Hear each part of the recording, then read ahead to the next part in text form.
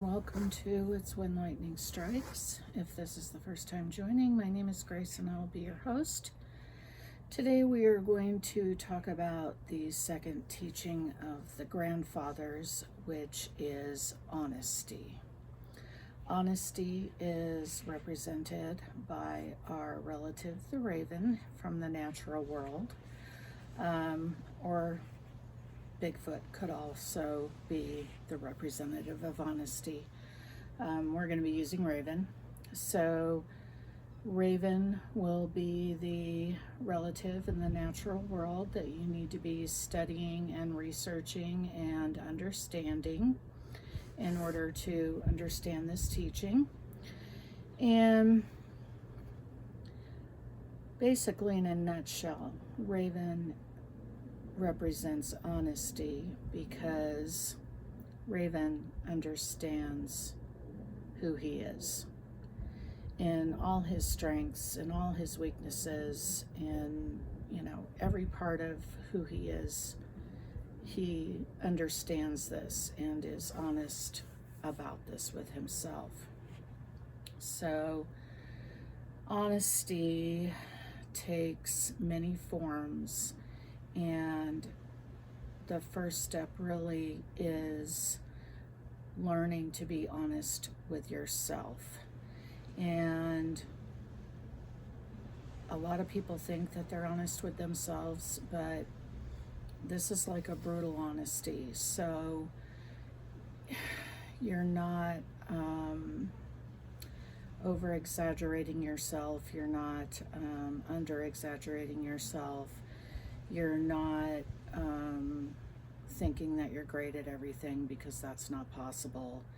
So you got to be honest. And this is both in, being honest about your strengths, being honest about your weaknesses, being honest about what you're good at, being honest about what you're not so good at, being honest about what kind of a person that you are, being honest about, the good qualities you have and maybe the not so good qualities you have, so that you can, if you choose, work on these qualities that you're not so happy with and improve and become a better version of you. So honesty with oneself is really the first step and super critical. Now, if you don't have humility, it's going to be pretty hard to be honest with yourself, because then you're going to be functioning from arrogance and know-it-allness, and you're not going to be telling yourself the truth. And if you're not telling yourself the truth, then really you're wasting your time. So this is, again, just to cement the importance of understanding that these are not standalone teachings. They, are so intertwined. It's impossible to explain how intertwined and interconnected they are, but they're not standalones. They are to be lived simultaneously. So in order to be brutally honest with oneself, one has to be humble, so that you can admit the truth to yourself. And this isn't so, you're beating yourself up, or, making you feel like you're a bad person or that you've fallen short. That's not the point of this. The point of this is really to be honest about who you are in every aspect, so that you can capitalize on your superpowers, as I like to call them, your strengths, and minimize your weaknesses. And beyond all of that, become a better version of you. Now, the next step beyond being honest with yourself is this brutal honesty needs to extend beyond you. So you need to be able to be this honest with whoever is in your life, whoever you're sharing life with. in whatever aspect that may be, as a spouse, as a child, as a coworker. Um, you know, this honesty has to go out into every interaction, every dealing that you have in this world. It can't just be this siloed, I'm going to secretly be honest with myself and then I'm going to go out and lie to the rest of the world. No, that's not what we're doing here. So this honesty has to be across the board, with everybody that you're dealing with and with yourself. And you know, I wish we could all be honest with each other in that way, because my gosh, we would be so much more connected with each other. This world would be such a better place if we were, you know, working like the wolf pack, where, you know,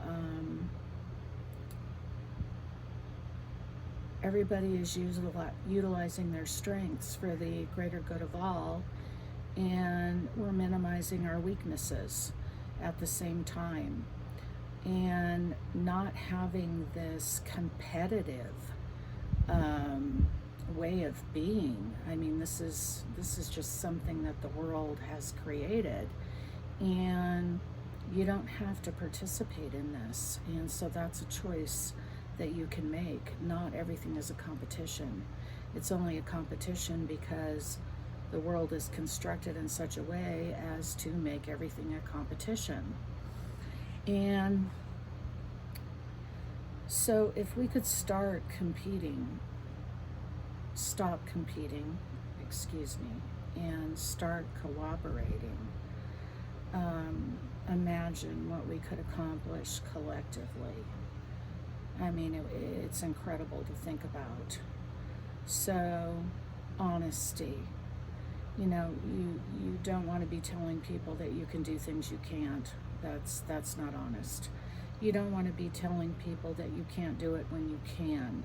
That's dishonest. So if you're not living the teaching, you're living its opposite. And this is in everything that you do, every action that you take, all the words that you speak is honesty. And wow, the power in this is just phenomenal. I used to really struggle with being so brutally honest. It was easy to be honest with myself, but moving that brutal honesty outward many years ago, because of the life that I've had, you know, there was, you know, shame and all kinds of emotions attached to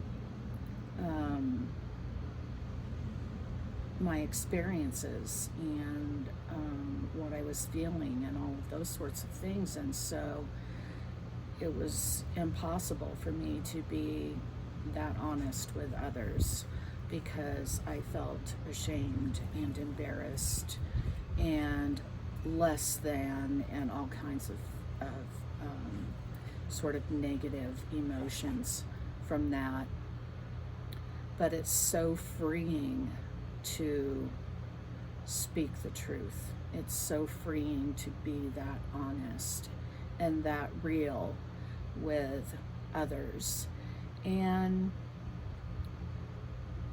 when you can do that with others, when you can be that real, that honest, you're going to be surprised at how real and honest people are going to get with you, because we all have these fears about being real and being honest, and we all, you know, may have shame or any other number of things attached to the reality of our life.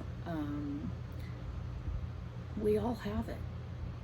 I mean, it's just the way that it is if you live here. So again, it's one of those things that, you know, people are watching, and when they see somebody able to do this, you know, a lot of times that empowers them to do the same.